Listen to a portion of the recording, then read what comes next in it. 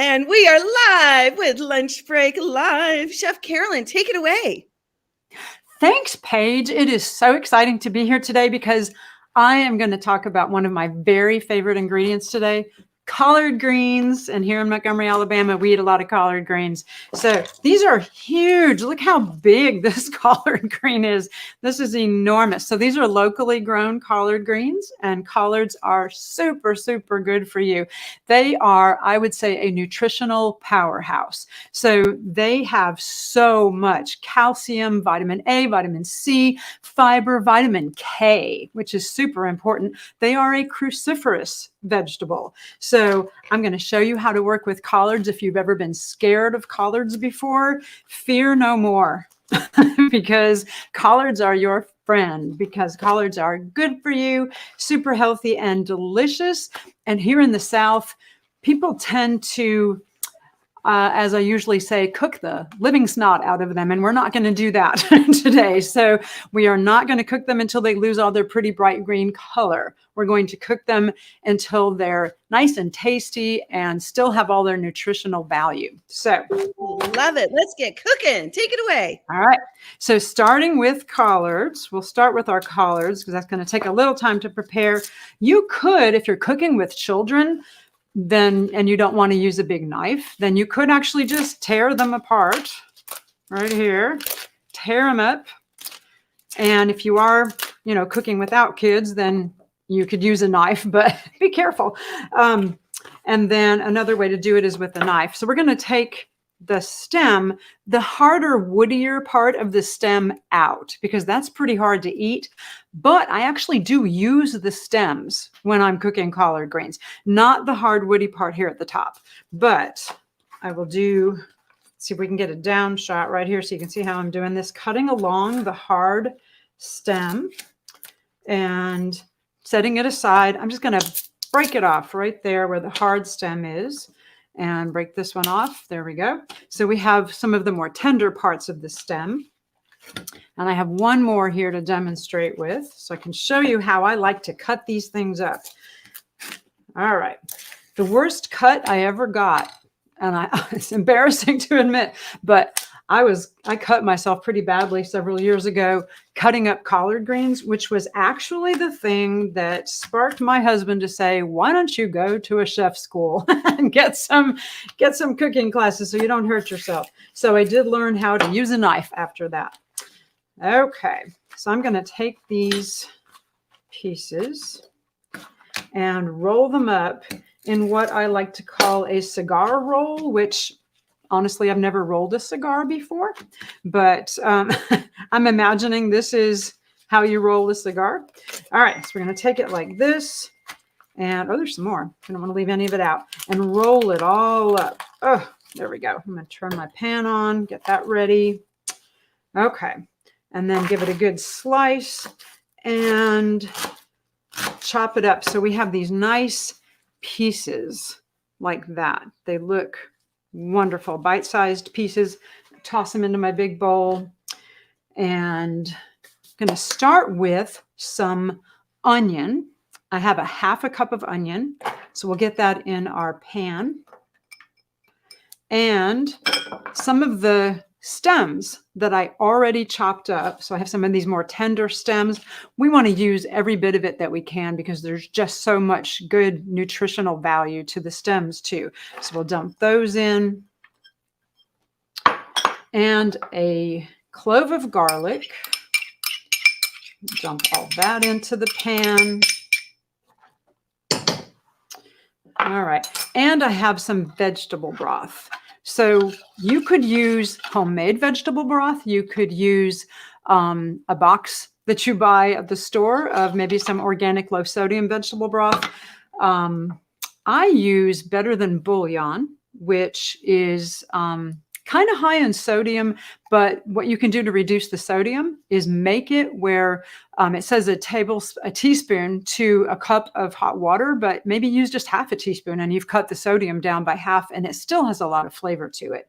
So I'm adding just a little bit of the vegetable broth to that. I'm gonna go back to cutting up our collards.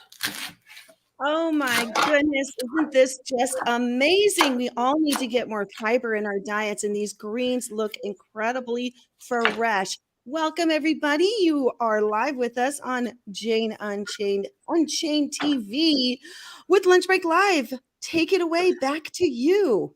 Thank you. Okay. Yes. Fiber, Paige, you are so correct. Fiber is so important. And as you know, eating a plant-based diet, what's the biggest thing people ask you? Where do you get your protein? And so my usual response to that is, I get plenty of protein. Where do you get your fiber? Because fiber is so, so important. So this is a lot of fiber right here. And we're going to let this cook right here really quickly. Whew. Get that. We want to use all the greens that we can, all of that really good fiber in the stem too. Okay. So while that's cooking, what the end product is going to be is something that we call the Dr. Strickland Seasonal Bowl. And this is the fall version or the autumn version of the seasonal bowl. And Dr. Strickland is my husband. So he's a primary care doctor here in Montgomery, Alabama, and he likes to help his patients improve their health and reverse health problems by eating a whole food plant-based diet.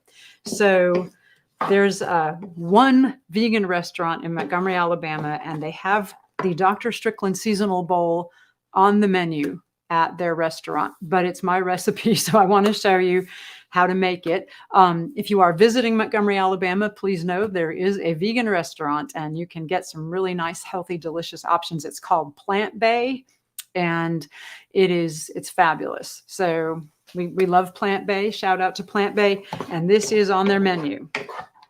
And shout out to being a Food for Life instructor with Physicians Committee. Yes, Physicians Committee for Responsible Medicine. You also have initiatives Meatless Monday Montgomery, as well as Veg Out Montgomery. Wow. And is it true that you have a couple other cooking shows where people can find you? Cooking with Friends? Yes. So many cooks in the kitchen. And that's a bunch of us Food for Life instructors. And we get together. We started doing this during the shutdown because we realized we couldn't teach in-person classes when everything was shut down. So let's go online together. And it started as just kind of a one-time thing. Let's see how this goes. And it was just such a big hit that now we keep doing it every month. So it'll be live this coming Saturday. I think 2 o'clock Eastern time. So I think that's 11 o'clock your time. And it is live on Facebook and on YouTube. So many cooks in the kitchen. And I'm actually... Oh, sorry. Please continue on. Oh, I was going to say I'm the one who wrote the theme song. So, and it's me singing it. So when you hear our little theme song, that's me. It's hilarious. But never thought I'd be a songwriter. We are definitely getting head over there to listen to that. Now tell us about Meatless Monday Montgomery, the 3 M's. Take it away. Yes.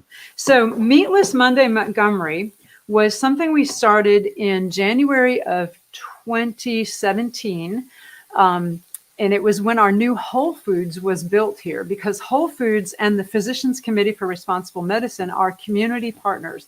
And so when our new Whole Foods opened here, I went over and said, hey, I'm a Food for Life instructor, along with my friend Barry Levin, who is also a Food for Life instructor here in Montgomery. And we went over and said, we would love to do some cooking demonstrations. And they said, yes, absolutely. So we started doing that on the last Monday of every month at our local Whole Foods. They were thrilled, and we were getting probably, 30, 40 people in every week to come to our cooking demonstrations. My husband would also talk about a health topic, and so we had a different topic every week. So now that the pandemic happened and we couldn't do live in-person classes anymore at Whole Foods, we started just taking it online. So it's Meatless Monday Montgomery on Facebook. And we do a once a month, last Monday of the month, cooking demo live from our kitchen, from right here in our kitchen in Montgomery, Alabama. And we just talk about a different health topic every month. So this past Monday, it was prostate health, because it was still November, and November is prostate health month.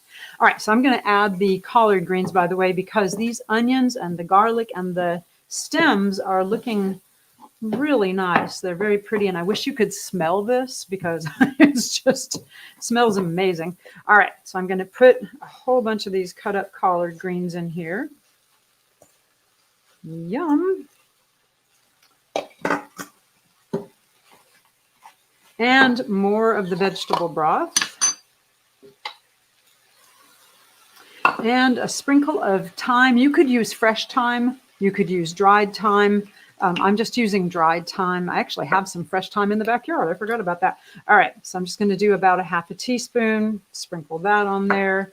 And then maybe a 1/4 teaspoon of one of my favorite seasonings, which is smoked paprika. Love this stuff. So in the South, collard greens are pretty popular. You'll notice I don't really measure stuff very often. So it's about a 1/4 teaspoon. All right. So collard greens are super popular in the South, but usually people put a lot of meat in them. Fat back, ham hocks, things like that. We're not doing that, obviously. We're trying to make these healthy and really tasty in addition. So we're changing up how it's normally done by adding the smoked paprika, because that gives it that smoky, meaty flavor without adding actual meat. And it smells so good. I wish you could smell this, Paige, because this is amazing. This smells so good.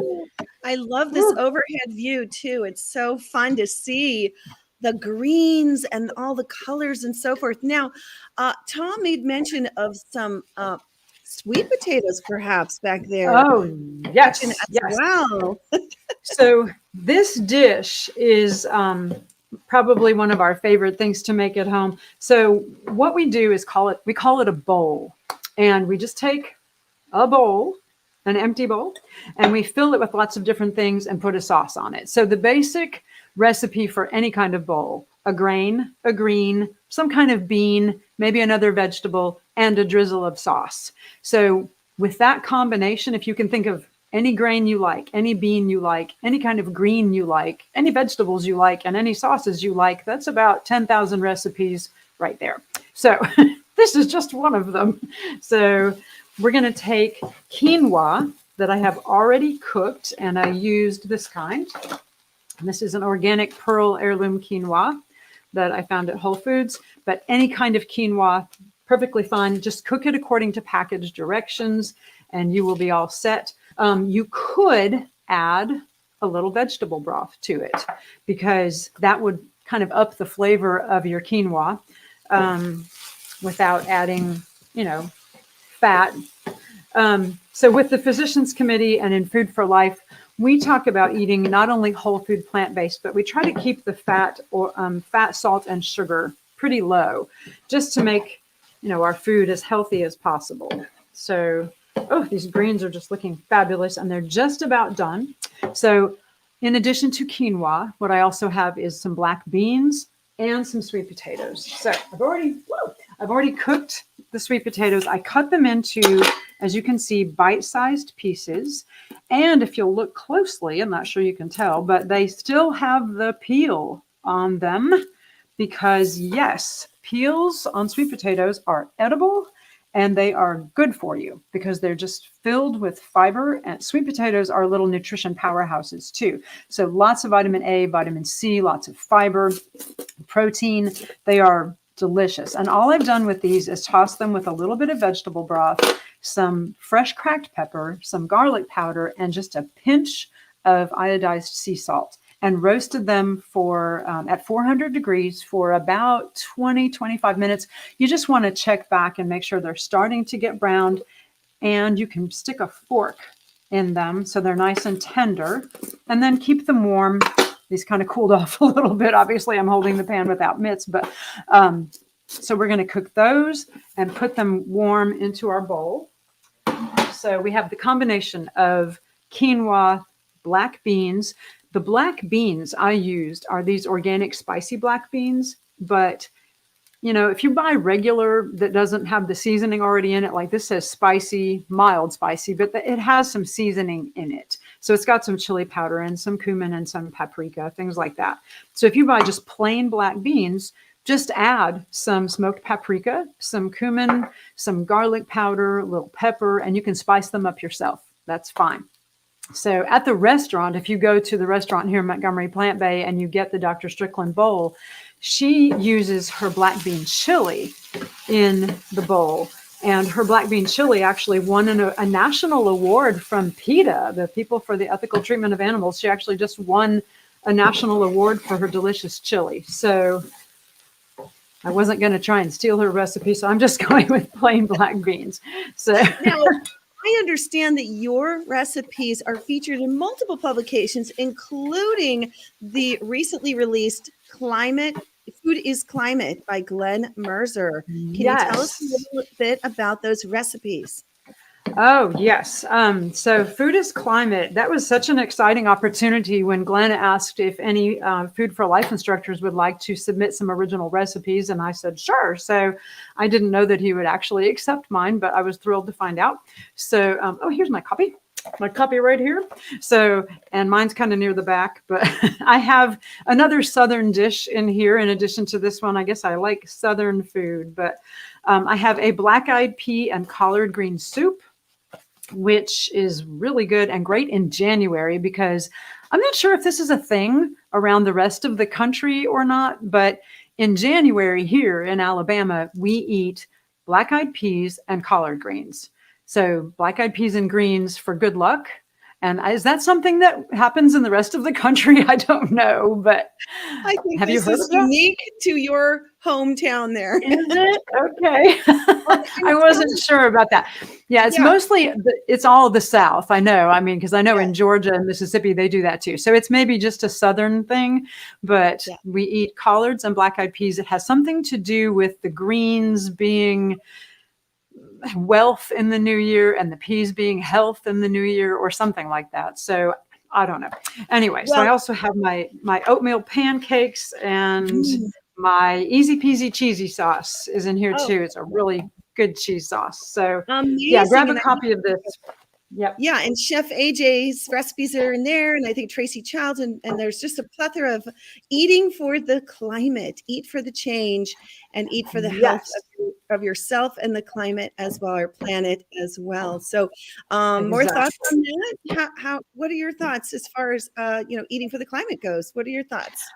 Oh, definitely. I think that I hate that that's a controversial topic. It seems to be, but I just don't think there's any question that eating a plant-based diet is so much better for the planet, is so much better for our environment, and that the meat and dairy industry are certainly doing things that, increase the gases that are causing our climate change and the deforestation that is probably an equal part. If you read the book and all of Sailesh Rao's information at the beginning of the book, the research on that, I mean, clearly, the deforestation is being done to raise animals or food to feed animals instead of humans. And so, and taking all of our trees away, my goodness. I mean, we need the trees for sequestering of carbon. So, if we can get trees planted again instead of pasture land to graze cattle, we'd all be better off. But, so we're trying to make a difference one little thing at a time, like that really great book by Glen Merzer. So if you haven't gotten a copy of it yet, anybody watching, I encourage you to order it. It's on Amazon and it's Food is Climate. It's such a good book. And it really does explain very succinctly how food is climate, how food impacts climate. It's just so important. So, I think these are done. Okay, and also I wanted to just let people know they can find you also on YouTube for your really fabulous Strickland and Friends channel.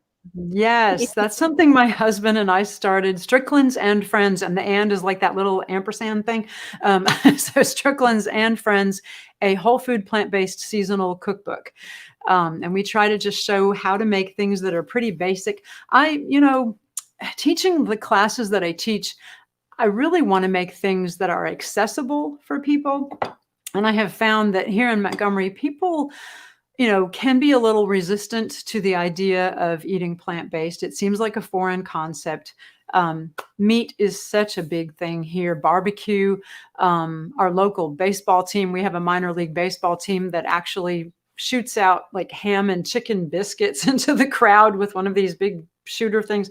It's crazy. So meat is kind of a big deal here, and trying to convince people that it's also what's causing their health problems. It's kind of an uphill battle here, but I think we're making a difference. We are seeing things, we're moving the needle a little bit. We're making changes. We have a vegan restaurant now. So yay. It's very exciting to have at least one vegan restaurant. But yeah, it's an uphill battle for sure in the deep South, the heart of Dixie, as they call it. Montgomery's an interesting place too, because, not only was it where the Civil War started, but more importantly, it's where the Civil Rights Movement started. There's just so much history here. But people can also be a little dug in as far as, not wanting to change their diets, and talking to people about maybe not eating some of the things they're used to can come across as an insult to their mama or an insult to their grandma who fed them that way. And so, it's a bit of a battle, but I'm finding more and more people are starting to really understand that, yes, what they put in their mouths makes a huge difference in their own health. And so I try to make things that are accessible, easy to make, and really good without making people feel like they're giving up something. So. Incredible. I'll tell you what, I would follow you into the kitchen any day. Those collard greens look amazing. All right, so good. We're making this a semblance of a bowl here, and we'll take it back to that. Thank you so much. This is incredible. Wow. All right, What's so I have some What's this? quinoa. This is already cooked quinoa. And then we're going to add some of these greens into the bowl. It's going to be a beautiful bowl. There we go. So pretty. Okay. And then we'll add some of the black beans that are already warmed up. You could use another kind of bean too. So if you would rather use maybe black-eyed peas and make it a little even more southern, you could do that. Or any other kind of bean you like, because beans are super, super good for you. Have lots of protein. And if you haven't added a lot of beans to your diet yet, then I encourage you to start small with lentils so you don't get quite so many side effects, as we call them. And then we're going to put some of these sweet potatoes in the bowl. I'll just use my fingers here. All right. And then the part that is the topper for this is really fun. Okay, so I have some Follow Your Heart Veganese. You don't have to use this, perfectly fine. But I like to make a smoky chipotle sauce. We have Tabasco that is chipotle flavored. Any hot sauce you like will do. So you could just drizzle hot sauce on it. That's fine. They make some nice Louisiana hot sauce, make it a little more southern, but this is like a chipotle bowl. So, okay, we'll take this little bowl here and my clean spoon, and I'm just going to scoop out about a half a cup of the mayo. You could also use hummus instead, and that would be really good too. I think the mayo is what they're using at the restaurant. If you go to get this down at Plant Bay, then you'll be getting the creamy mayo version. And then about a tablespoon of the hot sauce, or less. If you don't want it quite so spicy, then don't put quite so much in it. But we like spicy stuff around here. So we're just going to go with, I usually just eyeball it. So I'm guessing at about a tablespoon. And squirt that in there. Okay. And then we will stir it up. And it makes this nice creamy sauce to drizzle over the top. There we go. Oh, I'm splashing it on myself too. Okay, so we'll just put a little bit of the sauce on it. Yum. Oh, all right. That looks Amazing. And this is the kind of bowl you can have for breakfast, lunch, or dinner. This is Exactly, a exactly. nutritious bowl for all day long. Exactly. Well, and if you want to really up the nutritional value of it, you could add some of these wonderful broccoli microgreens can be sprinkled on top. I've seen them in most grocery stores. Microgreens are super, super good for you. Every one of these little things is going to be a full-grown plant, or was going to be a full-grown plant someday. So it's got lots of nutritional value in it. There's a lot of research on broccoli microgreens in particular, that they're just super good for you. So I try to sprinkle microgreens on a lot of the things we eat, put them in salads, stick them in smoothies. Microgreens are excellent, but this is a really pretty bowl. Yeah, look at that. It's so nice. Wow. This has Beautiful been bowl. so much fun, Carolyn, with you. We have lots of info in here. I want to thank everybody who's been watching and chiming in. You've had Dilip adding in lots of value in the chat as well. Thank you, everybody, for watching here. We are Unchained TV. Head over and check out our brand new free app. Download it on your phone, find it on your streaming services, and take a look at this gorgeous Dr. Strickland's seasonal bowl that you can make your own. Again, thank you for watching here on Lunch Break Live, and we'll catch you next time. Bye-bye.